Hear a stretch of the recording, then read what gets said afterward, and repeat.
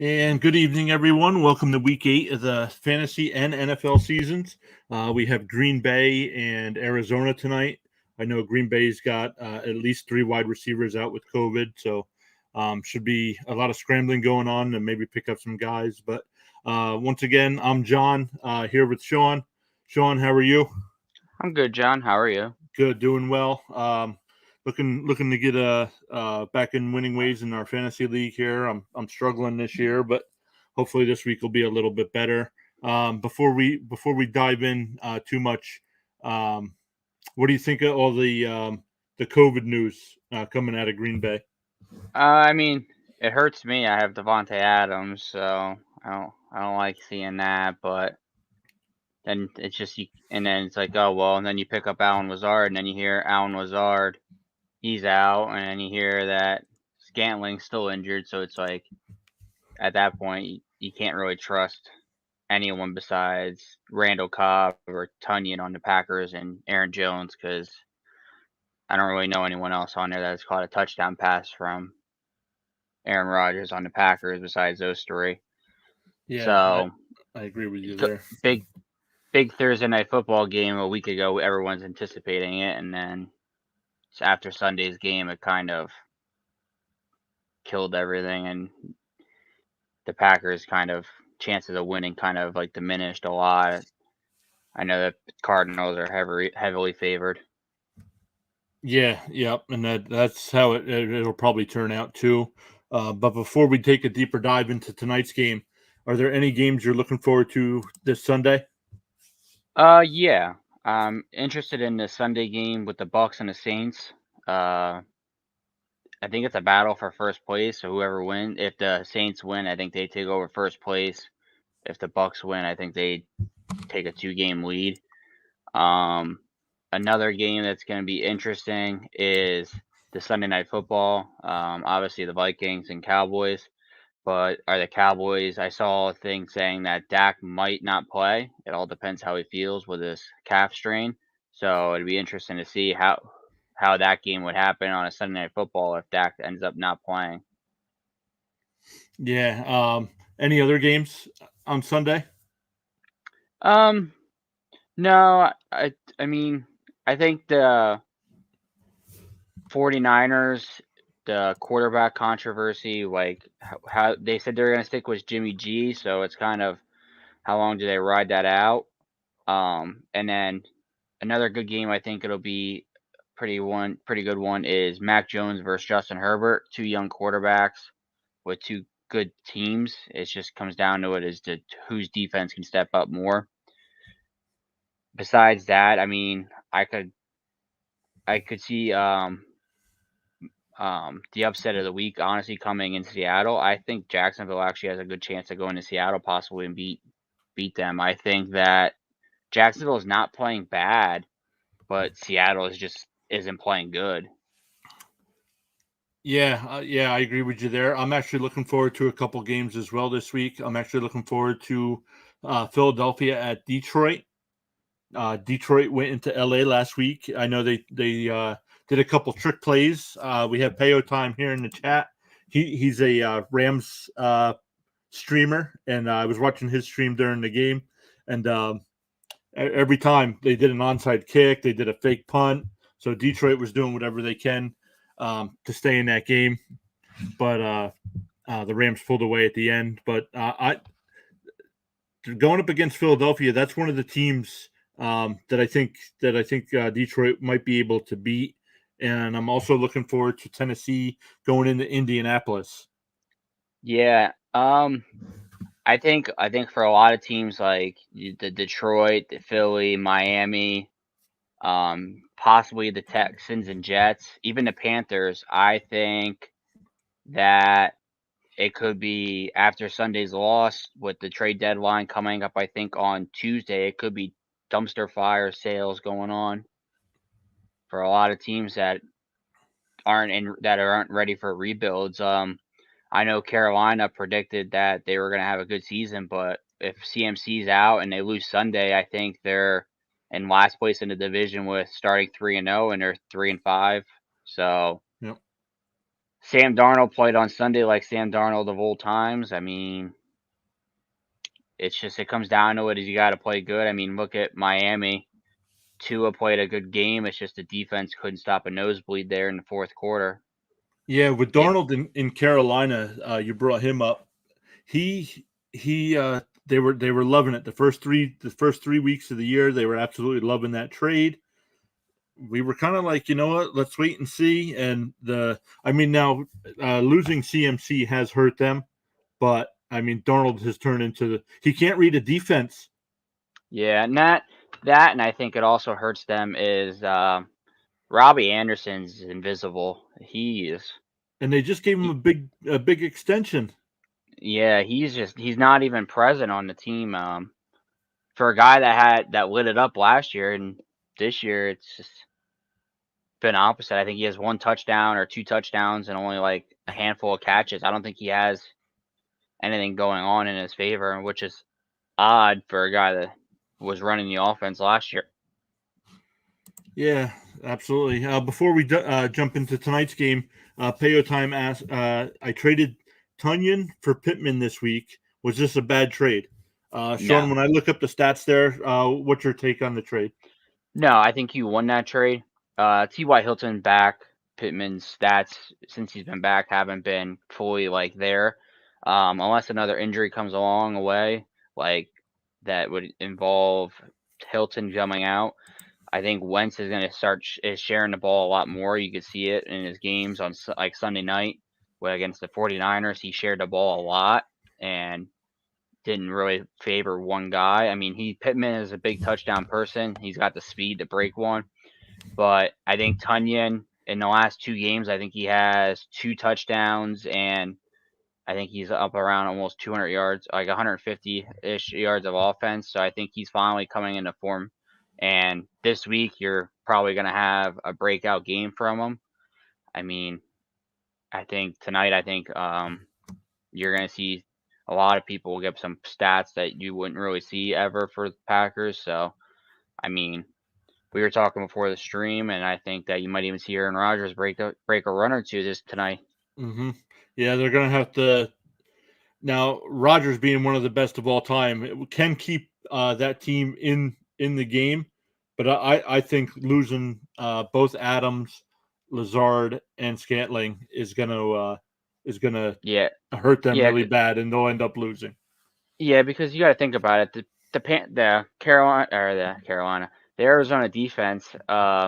They know they have to just target pretty much Tunyon and watch Aaron Jones out of the backfield and Randall Cobb, because Rodgers isn't going to throw too much to St. Brown or anyone else because he doesn't know them enough in game time to want to trust them, especially like if it comes to a game-winning drive. You know where he's going to be throwing the ball to is people that you can trust. Yeah, absolutely. So, Payo Time, thanks for asking the questions. Thanks for joining our stream tonight. If you haven't, please hit that like and subscribe button. It'd be really appreciated. Sean, diving into tonight's game, you just mentioned Rodgers a little bit. What about the running backs? What do you think of Jones or Dillon tonight? I think Jones is Aaron Jones. He's gonna I see him having up near probably about 150 to 200 yard game. I think he's destined to have a breakout game today, like he did last year against the New Orleans Saints, where he had, I think it was up near around 200 yards of offense himself. Dillon, he's going to see the ball a lot more tonight than he has. I think they're going to use him as a receiver or more of a running back and use Jones more as a receiver. I mean, A.J. Dillon is like Saquon Barkley. They're just built differently. I mean, their legs are the size of normal people's 2 arms combined. Yeah, So I think that's what it comes down to. Aaron Rodgers, he's a must start. 20 averaging about 20 points of fantasy. So you can almost guarantee to start him. You figure minus week 1, I think he's up around 25 points of fantasy average a week, because week 1 was just that bad week for him. So I think that Aaron Rodgers and Aaron Jones are the only 2 must starts almost for tonight's game for the Packers. Yeah. What about jumping over the receivers? Because, like you said, they do have 3 guys out tonight. What about Cobb? Do you think he's worth a start? Now, I have him I projected as 34 this week. I think that'll go up a little bit. My numbers haven't fully adjusted, but he's going to have to throw the ball to somebody. Yeah, it's just. I mean, Aaron Rodgers is going to throw to Aaron Rodgers. He's going to get his own pass and receptions tonight. But no, Cobb. Not not trusting enough or enough of the wide receivers on the Packers. I couldn't sit here and say to start any particular one. I mean, I don't think Taylor or Winfrey have gotten a catch this year, and Rodgers only has a few catches. I know St. Brown played there last year, and Cobb is a lifetime. Has been playing most of his career with Aaron Rodgers at quarterback. So I would say if you're gonna start anyone, I would consider him at a flex as Cobb, but I wouldn't put yourself in a deep hole if he has a bad game tonight with the defense and you end up losing. Jumping down to tight end, Tunion's worth a start unless you have another top tight end, and I mean if you have 2 good top tight ends, then I mean you're probably doing pretty good in fantasy. So I mean Tunyon's going to see the ball coming his way a lot tonight. I think you're going to see a lot of targets. It comes down to how many times does he catch the ball. I know he has a lot of drop history where he drops some catches when he takes his eyes and starts looking upfield. Mercedes Lewis, I mean, you're not going to see a lot out of him tonight. Him being as old as he is, he's not able to get on the field and play 60 snaps a game anymore. I think he only plays about a third. Yeah, absolutely. I don't know. I know looking at it, Arizona's number 1 against tight ends. So I don't know. Once again, Rodgers has got to throw the ball to somebody. But is tight end going to be the answer there? And for Arizona, I know on defense, Watt's out. Yeah, he's done for the season. Yeah, so I mean, he doesn't help cover tight ends, but putting pressure on Rodgers is going to give Rodgers a little bit more time. Yeah, I think this is J.J. Watt's 4th year in his career that he's had season-ending surgery before halfway through the season. So a lot of people are questioning how much more can his body possibly take anymore to want to play. Yeah, Crosby could jump over to special teams and defense. Crosby, ever since that game in Cincinnati, I don't trust him anymore. He used to be a Yeah. guy that I thought was definitely worth a fantasy start every week. Not anymore. And I don't like the Packers defense this week, unless they're your only options. I wouldn't trust either. There's plenty of other options out there to possibly pick up for the week. I would think with only 2 teams being on a bye, unless you're in a 12-man league and 2 defenses, you have a lot of options. Yeah, absolutely. Before we jump over to Arizona, Payo Time asks, who should I start at tight end between Higbee and Goddard? Sean, go ahead and I'll bring that up. I like Goddard. I think Goddard has more of a potential in Philly with Jalen Hurts throwing the ball to him. I mean, last week he didn't have a breakout game. He only got, I think his only score was a 2-point conversion. Higbee and the Rams offense hasn't hit like everyone thought this year so far. So I wouldn't, until you see him scoring touchdowns on a regular, I think you have a better option with Goddard because Goddard's size and speed and against Detroit, you have a better chance of him probably getting a score this week. Yeah, absolutely. Let me bring this up here real quick. I did switch it over. It should have this matchup loaded in. Yeah, here we go. Yeah, I got the projections there on the screen. I do have Goddard getting 2 more, projected to score 2 more points this week. About the same total of receptions, but Goddard with more yards and a better chance at a touchdown. So I agree with Sean there. Yeah, I just think Goddard, after Zach Ertz got traded, it's almost a must start for him every week. He's just gonna put up numbers now, especially with only Devontae Smith really seeing the ball a lot, and Watkins. And with Miles Sanders being injured and them not running the ball very much, you're going to get more receptions possibly. Yeah, absolutely. Let's flip back over to Arizona here. You got Kyler Murray, at quarterback. I have him on the season. He's ranked third, but this week number 5, going up against Green Bay, who's got the number 20 defense against quarterbacks. But Murray is averaging 24.8 points a week. So any reason not to start him? You have, Aaron Rodgers and Kyler Murray. You have Pat Mahomes and Kyler Murray. You got someone that's worthy of starting and Kyler Murray, so that's the only option I would think. But Kyler Murray he's gonna feast tonight on the Packers defense. I know in the 7 weeks so far for the Packers, they've allowed over 40-yard rushing to 4 quarterbacks. Jared Goff, Taylor Heineke, it was Justin Fields, and I forget the other one. The most being last week was 94 yards to Taylor Heineke on 10 attempts. So seeing those numbers, if they're going to double team DeAndre Hopkins and they could play around and throw them all deep down the routes, and Kyler Murray can just take off running and do his thing well, it's going to come down to what I think Kyler Murray has. Pretty much, he's just going to probably almost toy with him, I think, on offense, with his offense tonight. Like I said, this I think was going to be a high-scoring game up until Adams' injury and the rest of the wide receiving core for the Packers. I just don't know if Green Bay has enough to keep up with Kyler Murray, who's averaging, I think, 3 touchdowns a game right now this year. Yeah, I don't have that in front of me, but I do have him projected for 260 yards passing, 2 touchdowns, and adding 35 yards rushing. Do you think he'll do better than that?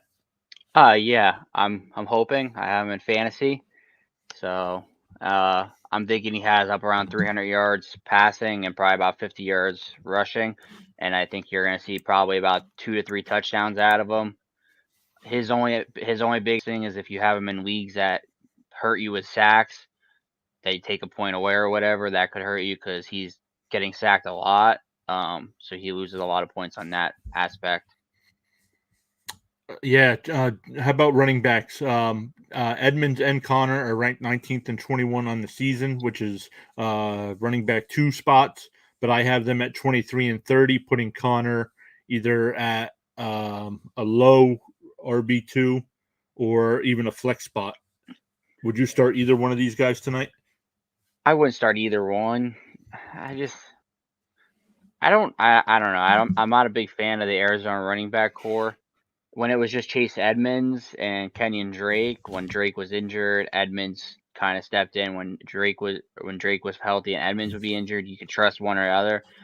With Edmonds and Connor, they neither of them have really had a breakout game. Most of their touchdowns are inside the 5-yard line. So it's kind of hard to want to trust any of them rushing wise. I just don't see them with Kyler Murray running the ball. It's kind of hard for the running back to want to get a ball when he could just take it himself and probably get more yardage. Yeah. How about wide receivers? I believe I saw a tweet come out from the Arizona Cardinals, and I believe Isabella's out tonight. I mean, he's not. I'm not sure how much he's played this year, but they do have Hopkins and Kirk and AJ Green, and even Rondale Moore. So Isabella is really not He's not a an roster option. spot anyway. But what do you think of the receivers tonight? I think Hopkins is destined to have another breakout game, but with Jair Alexander guarding him, I'm not sure he's gonna have a big game. I think where you're gonna see a big game is like last week is AJ Green or Christian Kirk getting the touchdowns and the big yardage games. And Rondale Moore getting possibly a touchdown as well. I know they use him for like jet sweeps and the trickery plays. So I mean, only wide receiver I would trust in my lineups would be DeAndre Hopkins on the Cardinals. AJ Green's kind of getting his way back there. He's starting to look like the AJ Green that played in Cincinnati early in his career and having the bigger games now. Christian Kirk, he's only good for his speed, so unless he breaks a touchdown, it's hard to really say he's worthy of an option. Yeah. Before we dive into tight ends here, we have Trey joining us. Trey, thanks a lot. He says, "Evening, gents. 2 questions, both full PPR. Flex 1, Khalil Herbert, Elijah Mitchell, Michael Pittman, or Chase Edmonds, or 2, James Conner, Gaskin, or Elijah Mitchell. Thanks." Sean, I go ahead. like for flex 1, I like Elijah Mitchell, or Pittman, and the answer kind of goes over to my second one is either Elijah Mitchell or Pittman. I wouldn't trust James Conner, Edmonds tonight, and Khalil Herbert. It's hard to say. I mean, last week he had a bigger game against the Bucs defense, but because of Damian Williams coming back from COVID, they didn't really use him as much. They kind of leaned him into the game. So I don't know if he's big for destined to have a big breakout game. I know Jimmy G with having his throwing issues. Elijah Mitchell, he had 97 yards in the first half and against Indianapolis, and actually had it in the first 6 minutes of the second quarter. And then after that, they stopped running the ball, and they were leading the game at that time. So I think he's destined to keep having his career going upwards. I think he's playing better, especially since there's so many injuries in San Francisco. So I would go with Mitchell and Pittman. I just think those are your 2 best options. Now Mitchell and Pittman. I do have Pittman out of those 4. I do have him projected at the highest with 14.1 points, but I actually have Herbert from Chicago at 12. What do you between Herbert and Mitchell? Is there really that big? I mean, they're going up against each other, so. Yeah, I think the rushing defense for the Niners is too good to want to trust Herbert, and I think with Justin Fields, they probably get to the backfield a few times against him. I would trust Mitchell because I know I saw a thing that said Khalil Mack's probably out again. So with a depleted Bears defense on the corner with him, I think you have a better option of getting more points out of him, even reception or two. And then Pittman, I mean, he's playing against Tennessee, who's coming off a big game against Kansas City, but they also gave a lot of points the week prior to Buffalo, and they did lose to the Jets a few weeks ago. So they've gone through losing to the Jets, beating the Bills, beating the Chiefs, and then so the last 3 weeks have kind of been a whirlwind if you're a Tennessee Titan fan. Now they did they lost to the Jets, but they did not have Brown or Julio Jones that game. Yeah. So that factored into that, but yeah, absolutely. So Trey, thanks for the question. Hopefully that points you in the right direction. If you have any more questions, just keep asking away in the chat there. Thanks a lot. Let's get back to tonight's game. We talked about the receivers. What do you think of Ertz? Ertz went there in his first game. I believe he had 66 yards and a touchdown. Yeah. I think having those receivers that they have there, that is going to leave Ertz open all the time. Yeah. I think. I mean, Zach Ertz went from a 2-4 team to a 6-0 team. So, and he last week already first game out, he was the first team to score 2 in back-to-back weeks, score a touchdown with 2 different teams. I saw he was the first player to do that. So, I think he's gonna have a good game. They don't really have any other tight end competition, so he's on the field for every down, unless he's getting hit and he's feeling injured or something, and he's off the field or in a blue medical tent. So, I think if you have him and if you have like someone on a bye, like Andrews or Waller this week, 2 big tight ends on a bye, or you don't have another big name guy that's out there that you're wondering on who to start. I mean, Ertz isn't a bad option. He's probably going to get you the points you need, especially in the red zone. If they get inside the red zone, I know they have trouble with the running back core getting in the end zone, or they could just throw it up to Zach Ertz. He's got the size and the advantage on a lot of people. Mm-hmm. Yeah, absolutely. Jumping over to kicker, I have Prater at 7 this week. He is 15th on the year, so you never know. I do think it's hard to tell. I was going to say I do think they'll be able to score against Green Bay, but who knows? Earlier in the year, anytime we said anything about a kicker, the exact opposite happened. So we got to the point where we're like, you know what? No more kickers.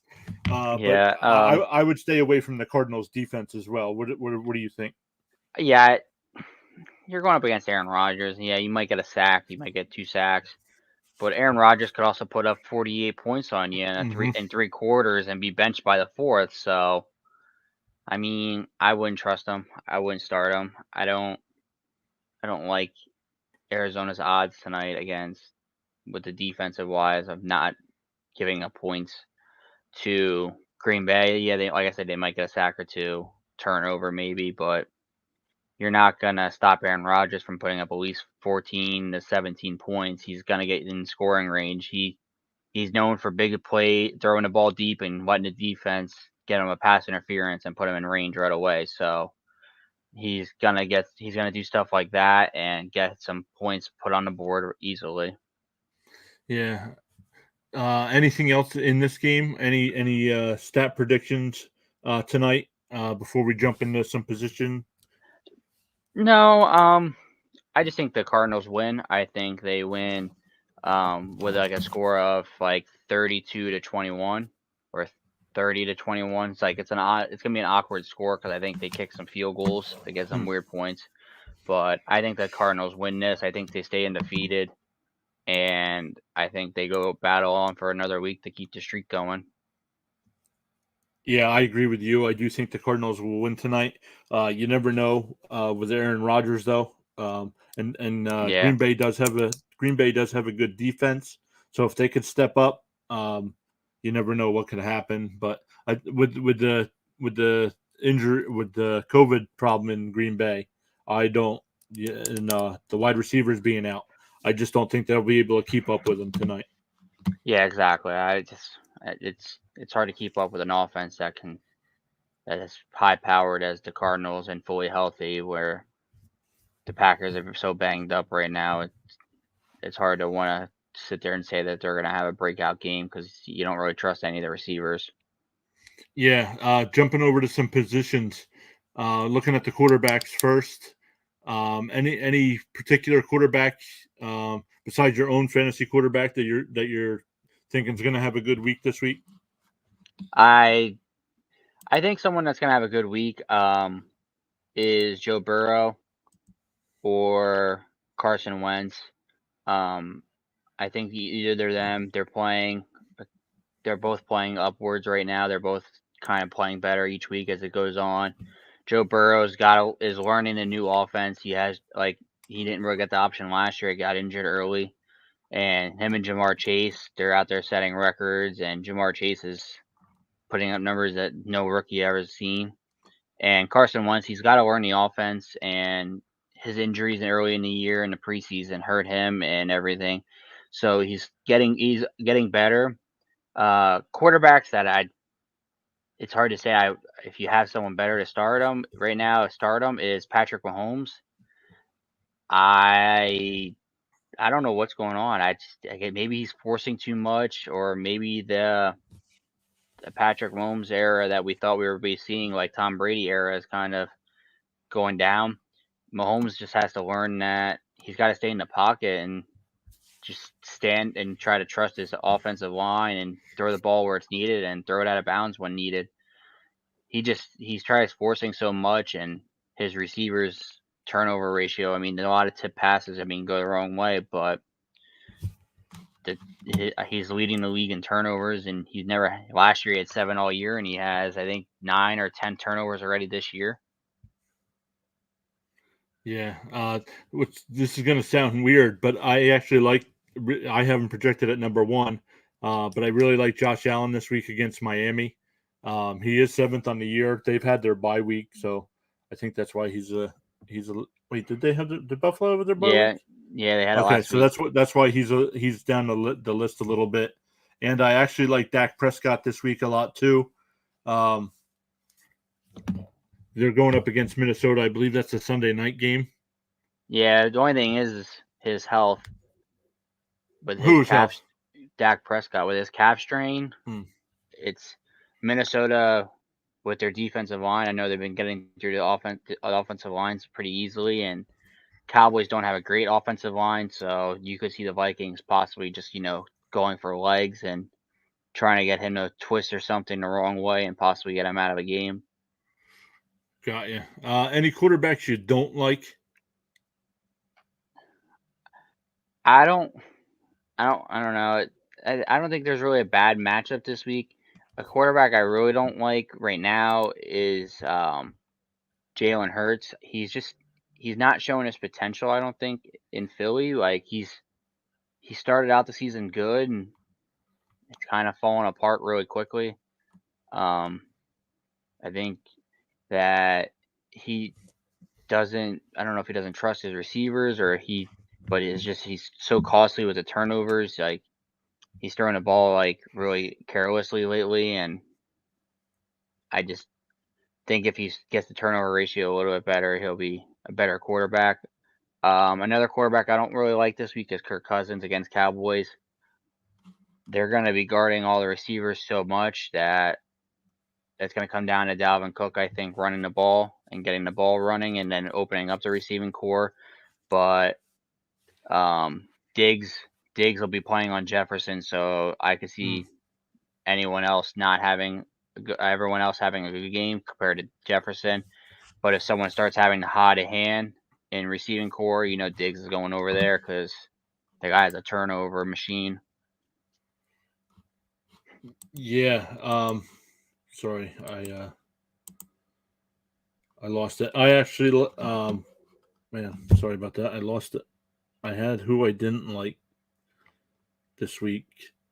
Actually, even though he's projected number one, or he's actually currently number one in the season, Tom Brady, I actually have him as the number 8th quarterback. So it's not that big of a drop off, but my expectations would be a little lower this week. He is averaging 25.7 points a game, so he's still going to put up his points. But I believe what do they got the Saints this week, right? Yeah, they got the Saints this week, and it's Tom Brady. You can't ever go against a guy. When you're in doubt, Tom Brady throws it out. So Yeah, absolutely. How about running backs?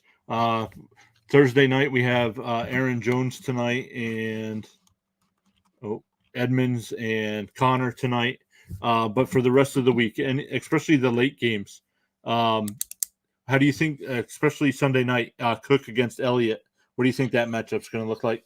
I think Cook will outrun Elliott. I think the Vikings defense of stopping the run, besides Joe Mixon this year, they haven't had any major issues.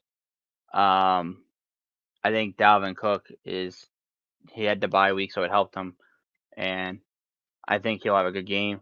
People that I really like this week is James Robinson against Seattle. He's actually been a life savior for the Jaguars. I think he's averaging almost a score a game right now. And another player I really like is Joe Mixon against the Jets. Joe Mixon, other than the week he missed for an injury, he's been playing lights out and he's been playing really good. Someone that I see struggling this week is Jonathan Taylor against Tennessee. Tennessee's been stopping the run of late, and I know the last 2 weeks they haven't played against anyone that runs the ball. The Bills don't run a lot, and Kansas City don't run a lot, so they haven't really had to stop many, but I don't know if Taylor will be able to keep it going. And another player that I could see struggling running the ball this week, but he's going to have a breakout week still and have receptions is Alvin Kamara. The guy showed on Monday night that even though he doesn't have to run the ball, he can still receive the ball and get 100 and some yards of receptions. So the guy can score. He's a natural for the end zone. Even though they just traded for Mark Ingram in New Orleans, Alvin Kamara is still the main guy up there. Yeah, I agree with you with Taylor. He's ranked 3rd on the year, but 8th for this week. So bring your expectations down this week going up against that Tennessee. Tennessee is number 10 against fantasy running backs. So what I'm actually interested, even though I don't have them, I'm actually interested to see what kind of workload Aaron Jones gets tonight, to see if they try to keep Arizona off the field. Let me go back over to my running backs. And actually, who I don't like as well is Cordaro Patterson. I know he's getting a lot of touches, averages 19.3 points a game, but I actually have him at 13.1 this week, going up against the number 1. Carolina is still ranked number 1 against running backs. Now, I know they're doing whatever they can to get Patterson the ball, but I would just lower expectations a little bit. That's all. What do you think about Patterson? It's hard to say with the Carolina defense. I mean, they played Minnesota, and Minnesota ran all over them. I think Cook had 148 yards of offense that game, rushing. But then they played the New York Giants, who have no running back, and they didn't really have to run the ball too much because they were always in scoring range with the turnovers and everything, and the flags helping them out. So I think Patterson, I mean, he'll still average. He'll probably get that 13 to 16 points a game average. Another player I'm starting to like more too is Michael Carter on the Jets. Good call. He's seeing the touches a lot more.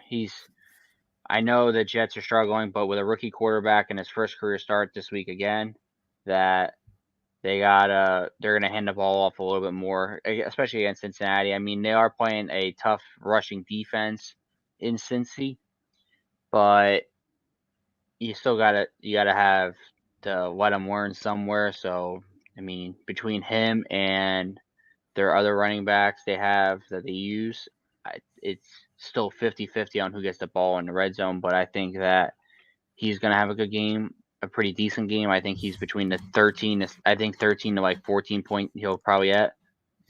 Another running back who's off a really good week last week too is Damian Harris. I know they played against your Jets, but I mean, the guy is, for what they use him for, and knowing that they have 6 running backs at will in New England, he's still playing like he's the only running back there. Speaking of the Jets in New England, what do you think when some of the Jet players came out earlier in the week and were complaining that New England ran up the score? And as a Jet fan, all I have to say is shut your mouth. If you don't want them to score points, stop them.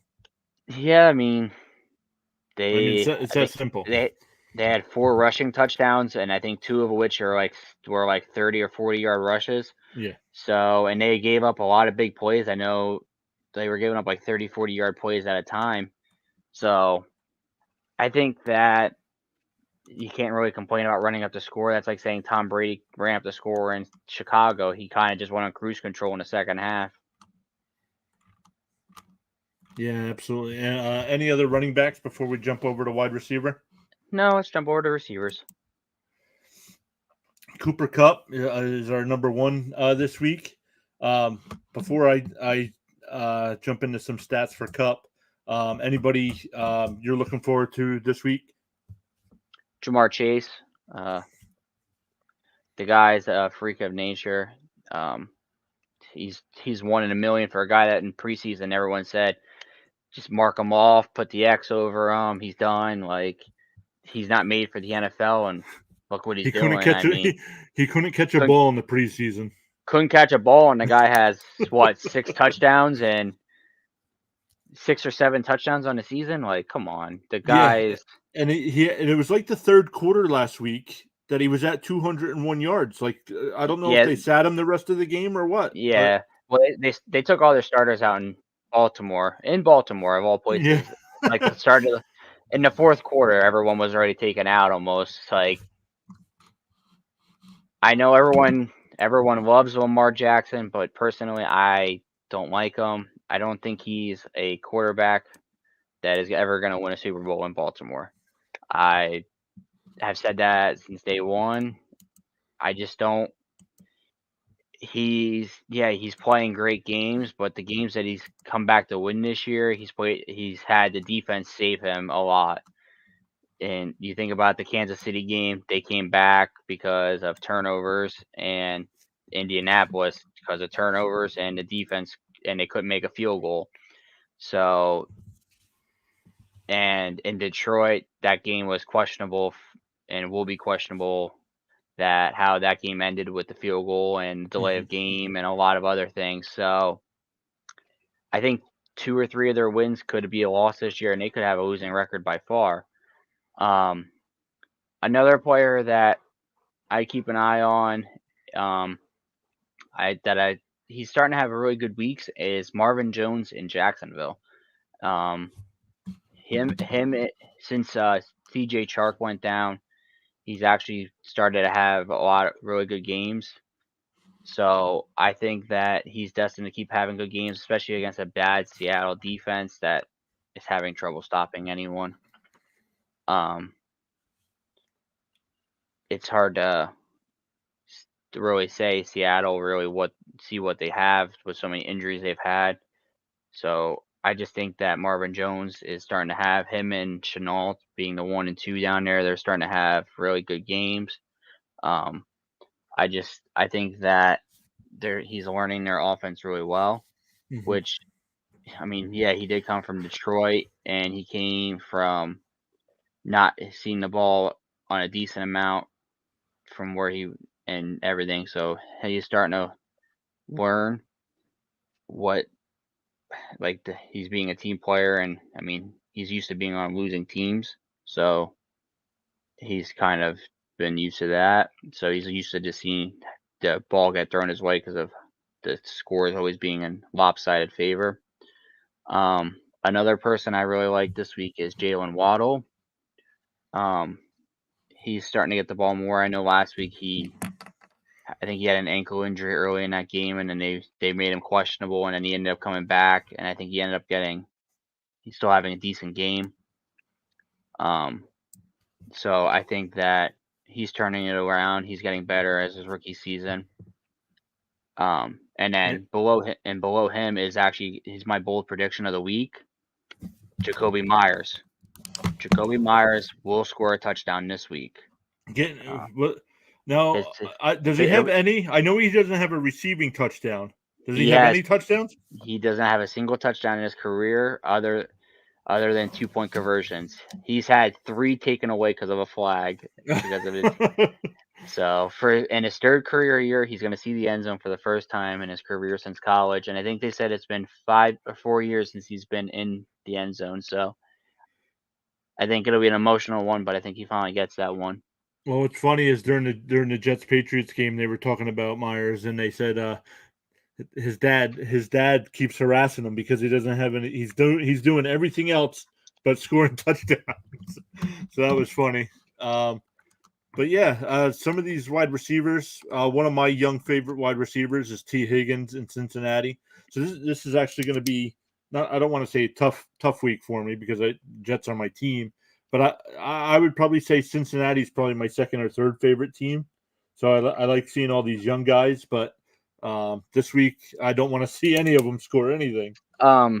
You just said that it's tough being a Jets fan. I think that's every week. It's tough being a Jets fan, isn't it? Not every week, just every season. Like it's Halloween, and our season's done. Like, what do I look forward to the rest of the year besides talking fantasy sports with you? You could dress up as a ghost for Halloween and be Sam Darnold. No, he sees ghosts. He's not a ghost. Well, then I guess then just start running into people and just have a football and butt fumble. Listen, you're pretty good at remembering all these stats and knowing what guys have done what. What are the best wide receiver receptions for a season, yards for a season, and touchdowns for a season? And I'll tell you what Cooper Kupp is on pace for. Receptions is Michael Thomas. He set that 2 years ago. Okay. I don't remember how many offhand. I know he broke the record in week 16 in Tennessee. Yards is Calvin Johnson.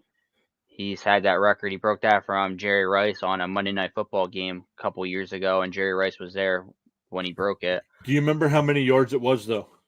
It's 1,958, I think, was his yardage. Okay. Touchdowns. I don't know the touchdown record offhand. It's probably got to be up around 15 or 16. I want to say touchdowns for the record. I don't know that record offhand, though. Who has it? Actually, I'm going to look it up real quick. Right now, Cooper Kupp is on pace. I'm working on. I'm not showing it on screen, but I'm working on some things where I'm taking what guys have actually done in the season and what it would amount to over the 17 game season.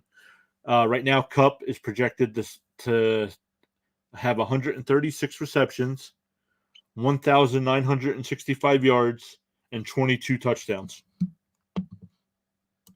Yeah, I mean, he's having a great career, and I mean, he's got a good quarterback throwing the ball to him. I almost said Sam Darnold. Matthew Stafford throwing the ball to him the guy is a good quarterback, and he's finally got the capability of proving that he's a good quarterback. And the worst part about it is he's having a great season in the Rams, and that they're still a wild card team at most right now. So it's crazy to sit there and think like he could have 3 or 4 losses on a year and still be a wild card team, but because of his division being so stacked for 2 or 3 years, he's starting to realize that he's going to be a playoff team in those years if he has a good year, even. And actually, go ahead. I was gonna say about which receivers I didn't like this week, but go ahead. finish. The receivers I don't like this week. He didn't have a good week last week, and he only scored, I think, a touchdown on like a 5-yard play. Is Calvin Ridley. I expected more out of him, but I just don't know if he's not all there mentally for having some personal reasons and missing the game in London 3 weeks ago. Another player I don't like this week is Debo Samuel. He's the favorite in San Francisco, but Jimmy G's struggling throwing the ball. It's hard to want to say that Debo could have big games. I know if he gets the ball, he's like Tyreek Hill. He can find the speed and the space and get going, but you can't always sit here and trust on what ifs. So I think that hurts him. Another player I really don't like is Amari Cooper. Since week 1, week 2, he's kind of fallen into the number 2 role behind CD Lamb. So I don't remember if he signed a long-term contract or if he just signed a 1-year deal. Do you remember if he signed a long-term contract in Dallas this all? I do not know. I don't think he signed a long-term deal. Yeah, I don't know that for sure. I thought they franchise tagged him and signed Dak. If I'm positive, so I think it's a contract year for him, and he's not playing like if it's in his contract year, that could be beneficial for him. I know he's thrown in the previous years, but Duluth is probably number 1 starting role to CD Lamb, and CD Lamb is being in the second year is proven that he's the receiver that Dallas drafted. Yeah. So the wide receiver I don't like this week is Terry McLaurin for Washington, going up against Denver. Denver's top 10 in fantasy points allowed. So that's definitely a stingy defense. What do you think of McLaurin? I believe you have him in fantasy.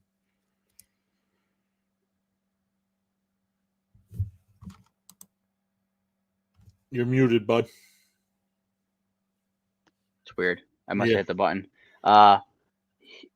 He's hit or miss. He has 1 great game and 2 bad games. So he just had his 1 great game in Green Bay and had a good game. So he's destined to have 1 or 2 bad games. So I think this is one of them. It comes down to it is if Ryan Fitzpatrick's in at quarterback, I think you'll see more passes thrown to Terry McLaurin. But if you see Taylor Heineke in, you have a better option that the ball's going to get spread around more. I know he loves Terry McLaurin. He'll force the ball to Terry McLaurin. He did it last week in Green Bay, and it cost him a few times. But it's just the Washington offense kind of is built around, I think, Antonio Gibson. And if he's not running the ball well and they're forced to throw it, then it's not working the way they want. And without Logan Thomas at tight end, I think he's possible to play on Sunday. But without him being back and healthy and everything, it's the ball that everyone knows who the ball is going to go to in the end zone is going to be Terry McLaurin. So they're gonna, when they get down close, like Green Bay did last week, they just double team him with their two best guys and force him to have to run around the field 100 times. Yeah. Any other receivers? I want to look into some of the historical numbers since see what can be broken this year, adding the 17th game. The only other receivers I'm iffy on is Keenan Allen and Mike Williams. Right there, you have them at 15.4 each. It's hard to say what kind of game they could have. I mean, look at the Baltimore game. Mike Williams, they took him out in the third quarter for unknown reasons, and Keenan Allen. He's going to catch the ball. If he throw the ball his way, 9 chances out of 10. Yeah, absolutely. Looking at, and I'm surprised. I know he's off to, like we were talking about Cup before. He's off to a great start, projected for the 136. But Mike 136 would tie him for third overall with Antonio Brown and Julio Jones. Marvin Harrison was number 2 at 143, and like you said, Michael Thomas broke it with 149 receptions in 2019. Yeah, he broke it week 16 that year. Because I think that week 17, they actually took him out at like halftime because they didn't really need the game. Yeah, and you did say something about Jerry Rice. Yeah, he had it. Yeah. Go ahead. He had the reception yards over Calvin at one point for the long term, and then Calvin broke it. I think it was 2012 he broke the record. 2012. There is, I don't know if you're looking at it, there is a wide receiver between Johnson and Rice in yards. Johnson's at 1,964. Rice was at 1,848. Do you know who is in between those? No, I don't know offhand. Julio Jones in 2015 had 1,871 yards. You don't really think about Julio being the way he was early in his career with so many injuries in the last 3-4 years. So it's hard to you honestly forget that he ever had the big games like he did. Yeah, and I just looked it up. What did you think the most receiving touchdowns in the season was? I thought it was 16. 16. Nope. Oh, I was trying to see how many guys. There are 14 guys that are above that number. There what are is it? Probably around like 22. 1, 2, 3, 4, 5, 6, 7, 8, 9. There are 9 guys that scored 17. There are 3 guys that scored 18. One guy scored 22, and the number 1 guy scored 23. Do you know who it is?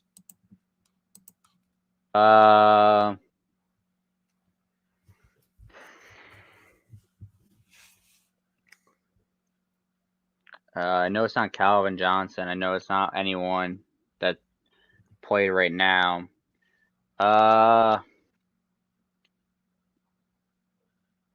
Actually, it was the year was 2008. Was it Randy Moss? It was 2007, and it was Randy Moss. 23 touchdowns. He was, yeah, because he was. I think I remember that year. That was the year they went undefeated and lost the Super Bowl. Lost the Super Bowl, yep. Because that was the year Tom Brady set the old touchdown record for the full season, and then Peyton Manning said, "Watch this," and then broke record on him. Any other receivers you want to talk about? No. I'm gonna check before we tried going live here. Tight ends weren't loading, so let me see if they do. If not, we'll just take a quick look at kickers and defense. I guess it doesn't. I know. Oh, go ahead. It doesn't want us to talk about tight ends because No. Andrews and Waller aren't playing, so the two of the top four are gone. Yeah, I'm not sure what's going on there, and of course, we always have the same group of guys at the top of the list here for kickers. If you don't have one of these guys, you're probably scrambling every week anyway, because you never know.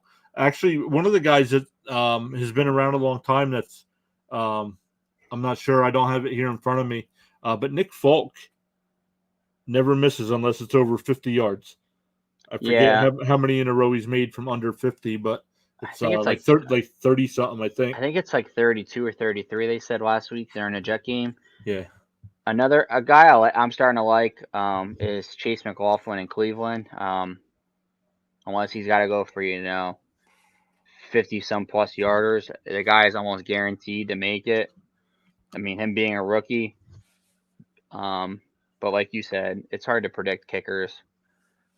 You could, like I said last week on Sunday, and I say every week, close your eyes, throw a dart at the board of names, and wherever it lands, if it doesn't land on your own toe, then that's who you start. Yep.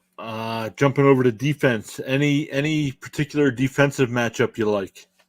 I like Chicago. Chicago against San Francisco. I think you're going to see like 3 or 4 sacks out of them because of Jimmy G. Turnover ratio is pretty high. You're going to see a lot of that. Another defense I like, and it's odd to say it, it's a stretch, but I think they could have a good game, is Jacksonville against Seattle. Geno Smith isn't playing great, so I can't really sit here and say like how much points they could have, but I think they could have a few sacks. I know Saints only had 1 sack in Monday night's game until the fourth quarter, and they had 4 in 2 drives. So they lit it up. They started turning a wick up on them when the game has to get into throwing for Geno Smith. If they're trailing, he's thrown in 2 weeks and between Pittsburgh and now against the Saints on Monday that he is not going to do good, and he turns the ball over. Another team that could have a good game is New York Giants. They could have a really good game if they get turnovers going their way and sacks against Patrick Mahomes, but they could also get you negative 10 points because Patrick Mahomes could go off for 50. So that's a very thin line. Don't start them unless you really need to. And if you really need to start them, then you probably need to pick somebody else up. I don't know. The defense is another one of those you got to kind of go for a team that you think is going to be playing good or playing in a lopsided game. So, like I said, far stretch, Jacksonville, New York Giants, guarantee almost locks. Is teams like Chicago, San Francisco, the Rams, even the Bengals. The Falcons, they could get a few turnovers out of Sam Darnold and a few sacks, but Sam Darnold could play like he did in week 1 through 3, even week 4, where he put up 20-some points a game. Yeah, Payo Time chimes in again, says, great stream, gents. Thanks for getting me through a late shift before the game. Oh, absolutely, Payo Time. Thanks for tuning in.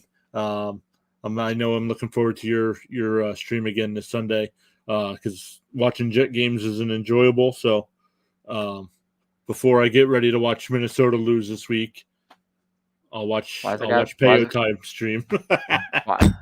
Why is it gotta be like that? Why is it gotta be like that?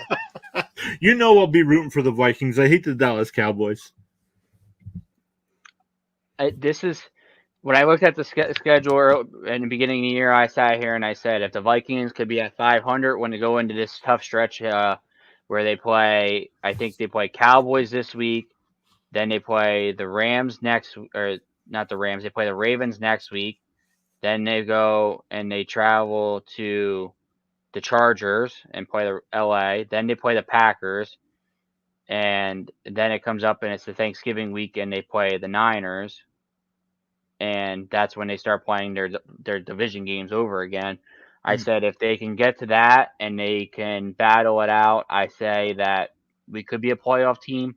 The NFC has 6 teams that are playoff contenders, and then they have those 3 or 4 that are there just so they don't get fined, and then they have the rest that are just complete trash. Like,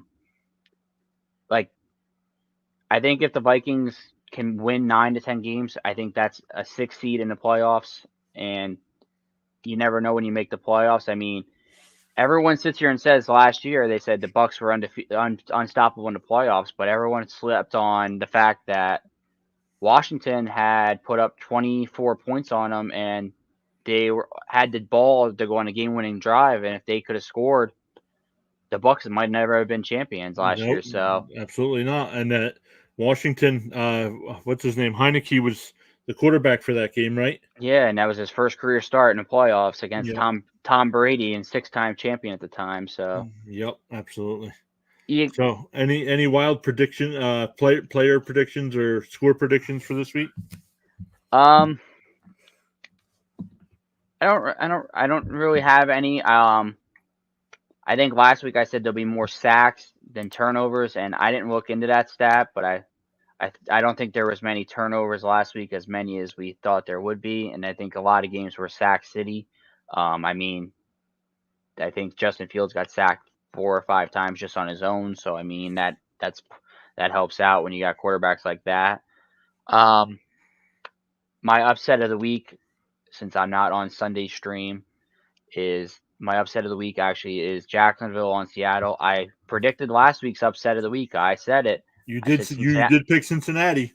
And then the week prior to that, I think I picked the team and they were on the game-winning drive and they lost it. So I think I'm picking the upsets.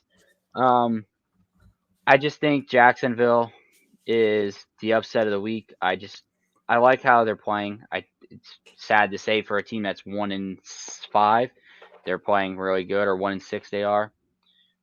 1-5. Another possible upset I could see happening is the Lions undefeated or winless streak ends. It's not really an upset. They're both bad teams. It's hard to say. So, but my locks of the week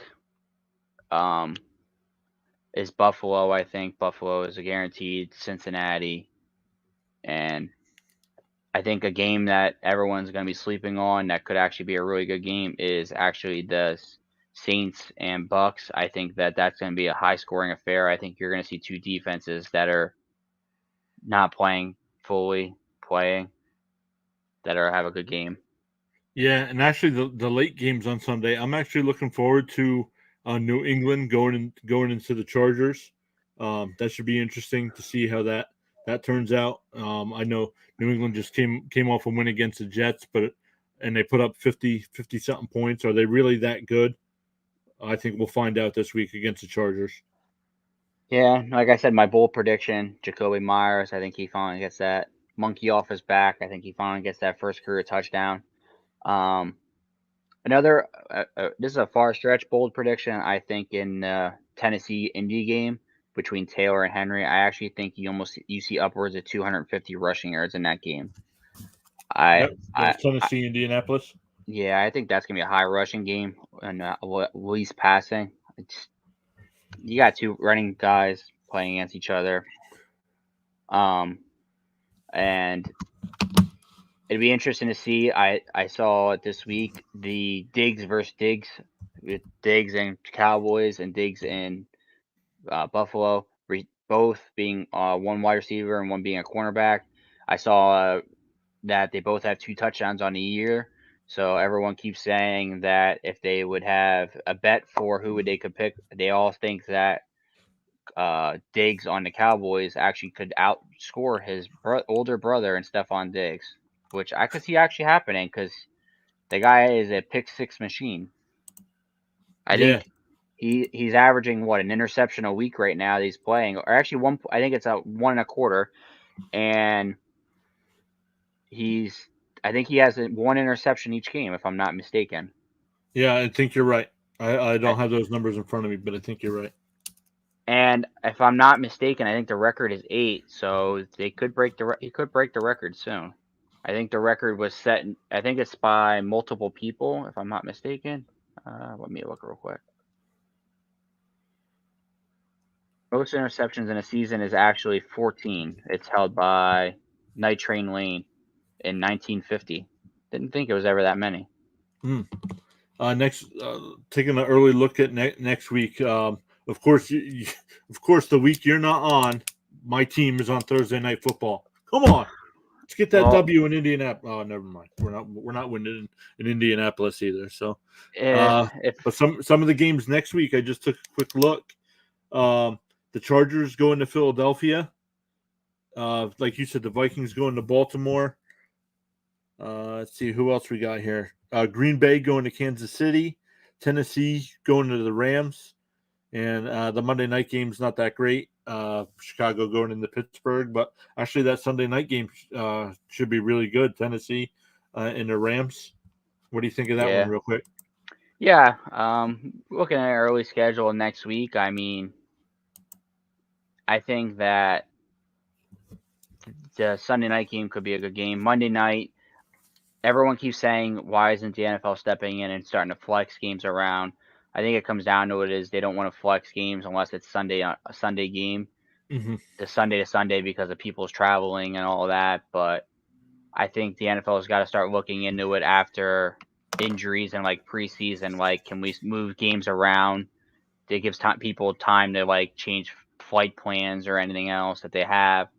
Just because, not to be mean to Seattle fans or anything, but I don't want to keep watching Seattle on primetime TV. Right. I don't. Yeah, like now that Wilson's gotten hurt. Yeah, we don't need to see Seattle on prime time. Yeah, we've seen him since he's been injured. You saw him the game at the Rams. We saw him on Sunday night football, and we've seen him on Monday Night Football since then. Yeah. And then there's teams like Buffalo or Rams, even Cardinals or Packers who haven't had many primetime games. We're all tired of seeing the same teams getting the same primetime games. I mean, I'd rather watch Jacksonville playing on Monday Night Football than watching Seattle anymore because at least I can be more interested in it. Right. Yeah. They got a new. They got the Trevor Lawrence. Almost just called him Lawrence by itself. But I'd like to see them play some games. I never get this unless you get Sunday Ticket. You never, or you're watching Red Zone.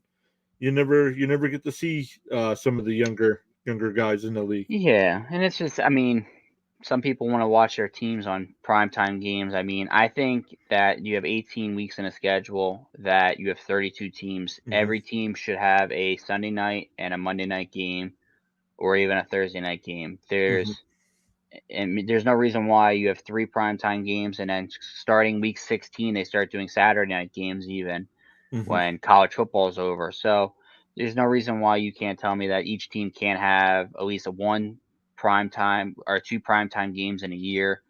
I mean, people like Detroit and Houston, I know they don't really want to see it. And even you being a Jets fan, you probably don't want to see your team getting, beat up on a primetime game, but No, you still prime time. I want to watch a good game.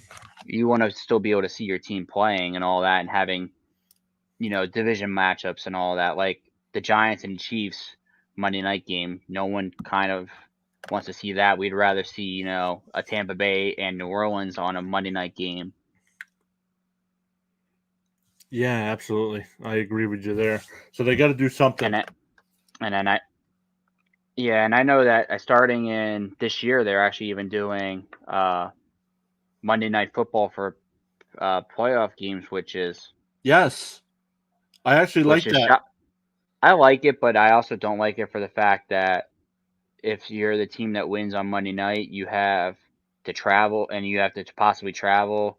So you lose if you say what happens if you win Monday night and you have to play you're playing Saturday, you lose 2 days of flights, and if you have to do time change or anything, it could derail.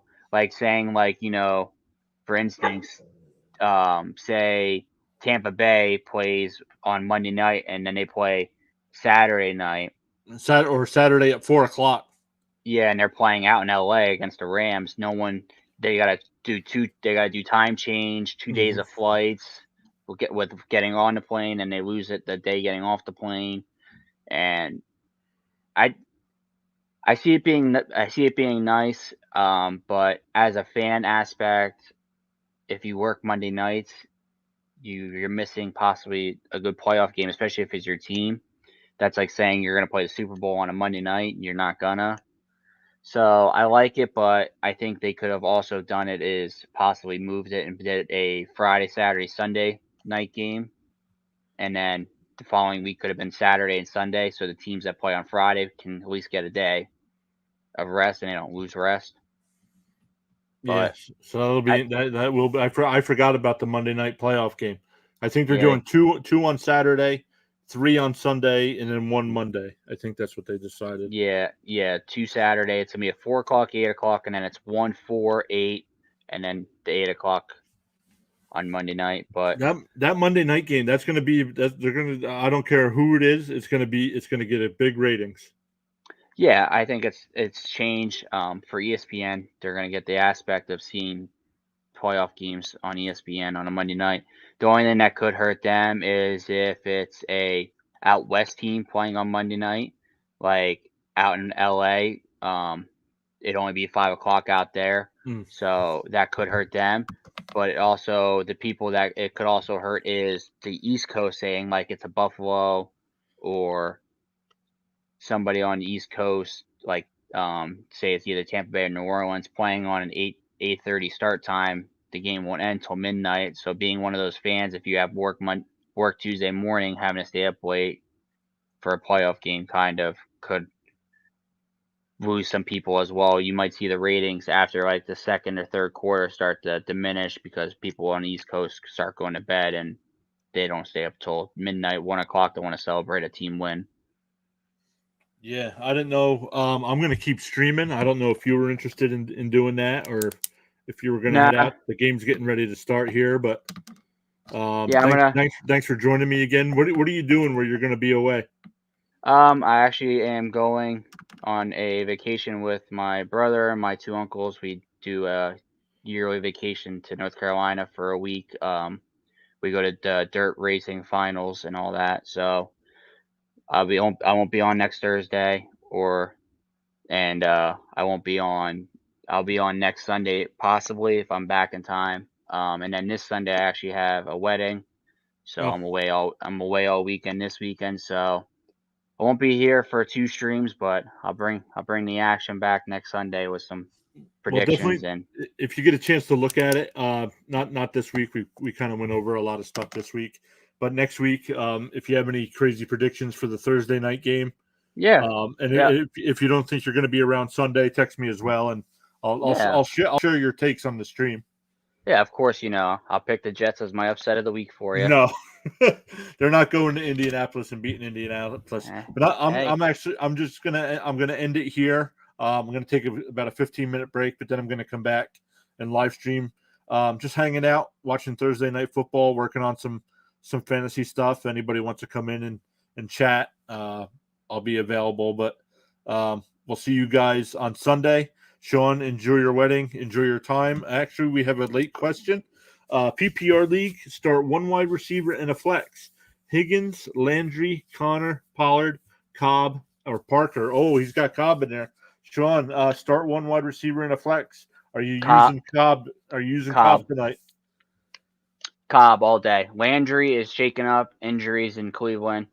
Pollard, you're not going to see much out of him on Sunday night against Minnesota. Parker, injury prone. You might not even see him start. And Higgins against the Jets, yeah, he might have a good game, but they also could get a big enough lead that everyone kind of gets taken out. Yeah, And I could see that happening. Kind of like it did in Baltimore, so you never know. yeah, you might get a big game, but you also could have a really bad game. So I would go with Cobb. He's the most reliable person, especially going into the night, which the game starts in, I A think, couple of 5 minutes minutes. here. Yeah. So I would say go with Cobb. I think you have the best chance of getting a score out of him. I actually put him in my DraftKings lineup. I think that he's destined to have a good game. Yeah, what about a flex spot? He gets two. He gets one of those in a flex spot. I would start Cobb at flex, and I'd keep Higgins in your wide receiver core. Unless Landry gets full guaranteed, even if he does, I wouldn't even consider it. Gotcha, Caesar. Thanks for the late question. I am going to take about a 15-minute break. I'll be back around 8:30 or so. But once again, Sean, thanks for joining me. Enjoy your time. Also, last question: Ertz, Tunyon, or I don't know how to say the last guy's name. Ozama. Yeah, another late question here. Sean, what do you think? Tunyon. Even though Arizona's number one against tight ends. Yeah, like you said it before, and we've said it over the stream. Aaron Rodgers has to throw to somebody. So who is it? I would go with Tunyon. I think he has the best game out of those three. Ozama, yeah, he had a breakout game last week, but one of the touchdowns could have been prevented. He broke 2 tackles.